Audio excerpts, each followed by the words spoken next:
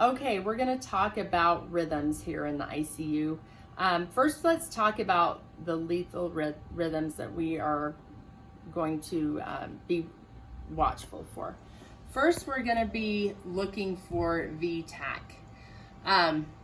Is that VFib? Yes. That's okay. Okay. So we're going to be in VFib. This is a lethal alarm. So when our patients are in VFib, their heart is not pumping blood at all. So what you're going to do is hit the code button and you're going to get help. VFib, DFib. That's the only thing that's going to help them is we're going to want to shock that rhythm and try to help it reorganize into a normal rhythm. So VFib, DFib. Then we're going to look at VTAC. A VTAC is technically 3 PVCs or more in a row. Sometimes our patients will have runs of VTAC and they're asymptomatic, but we want to pay attention to it because it could indicate that they have electrolyte imbalances or something with their medication or something is going on physiologically. But this rhythm, VTAC, deadly.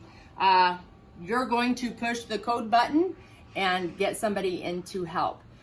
Both of these rhythms, you are not going to start CPR unless you are in airborne precautions. So we want to make sure that we're clear on that. We are not starting CPR until we are in airborne precautions. Our next rhythm is SVT. SVT is kind of a blanket term for anytime you have a rhythm over 100 beats per minute. So it could be sinus tach, it could be paroxysmal, which is this, what we're dealing with. So first off, you're looking at your rhythm. You have a narrow complex, a narrow QRS complex, and you're looking at your rate and you're looking at your patient. Your patient's going to feel like they're running a marathon, most likely. Not always emergent, but it is, we want to address it and address it quickly. So we might give medications or we might cardiovert, but you're not going to do a whole lot other than let your nurse know. You're going to get some help and we're going to assess our patient. We're going to be collaborating with the physician and probably plan on either medications or a cardioversion. We are also going to be looking at their blood pressure because how's their blood pressure affected by this heart rhythm and rate that they're in. They're probably going to decompensate and their blood pressures are going to start to drop. So A-flutter and AFib are both rhythms that we are likely to see. So basically we're going to look at the rate, we're going to look at our blood pressure, we're going to look at our patient, and we're going to notify the physician. We're not going to cardiovert unless we know that there's not a risk for a clot. So we need to get a history. Do they have a history of AFib? Is this brand new? Are they anticoagulated?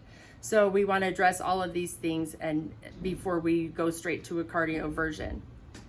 You're probably going to see amiodarone. You've maybe seen that previously, but there would be a loading dose or a bolus and then a drip that would be started, and you want to make sure it's always run with a filter on the line. And we might want to, based on our patient's presentation, the bolus is typically given over 10 minutes, but we might want to slow that down a little bit if our patient's already hypotensive. So be aware that when we have a patient on an amiodarone drip that we want to ensure that their blood pressure remains stable, so we might have to lower it.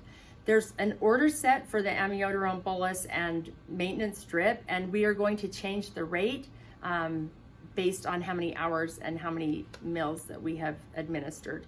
So it's usually that first bag will run at 1 and the second bag will switch to 0.5. So be aware, that's how we run our amiodarone. We also talked about QTC earlier. Your QT, you want to be watching that. If it's getting longer while you're on the amiodarone, you want to notify the physician. They'll probably turn it off and switch them to a different drug. So we're going to talk about ST elevation. A lot of times people think that this peak T wave right here is ST elevation. That is not ST, a peak T wave is not ST elevation. ST elevation is, here's our isoelectric line right here. And if you notice your QRS never comes down to that isoelectric line That is ST elevation, that difference between your isoelectric line and your QRS right there.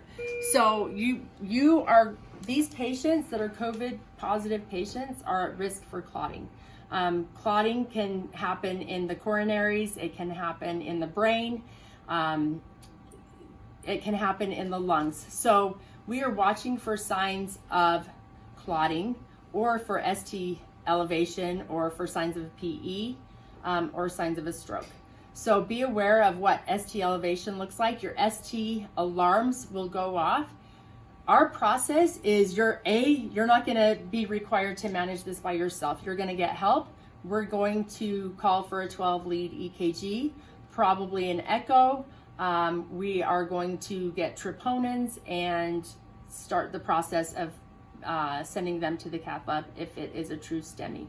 If your patient is complaining of any kind of chest pain or discomfort, that is unacceptable. We don't like any kind of chest pain.